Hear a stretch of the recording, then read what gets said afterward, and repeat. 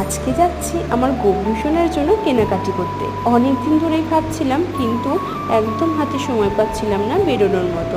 তো আজকে যেহেতু সময় পেয়েছি তাই বেরিয়েই পড়লাম। তো আমাদের বাড়ি থেকে 20 মিনিটসের ডিস্টেন্সেই না একটা ইস্কন আছে।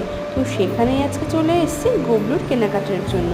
যাই হোক, প্রথমে এসেই আগে রাধা গোবিন্দের দর্শন সেরে ফেললাম। আর দেখছিলাম কত মানুষ ওখানে বসে কৃষ্ণ নাম করছে। দেখতে আর শুনতে যে কী ভালো লাগছিল তা তো বলার মতো না। এবার ওই যে শপগুলো থাকে না ইস্কনের, সেখান থেকে গবলুর 2 সেট জামা প্যান্ট, গলার হার আর একটা বাঁশি নিলাম। আর পাশেই দেখলাম ইস্কনেরই মিষ্টির শপ রয়েছে। তো সেখান থেকে আমার যেগুলো ভালো লাগছিল সেগুলোই আমার গবলু সোনার জন্য কিনে আনলাম। আর একটা স্ক্রাবারও কিনেছি গবলুর জন্য। যা গরম পড়েছে, এতে কিন্তু গবলু সোনাকে ওটা মাখিয়ে স্নান করানো যাবে। আর ফেরার পথে আমরা দুজনে দইয়ের ঘোল খেয়ে বাড়ি ফিরলাম।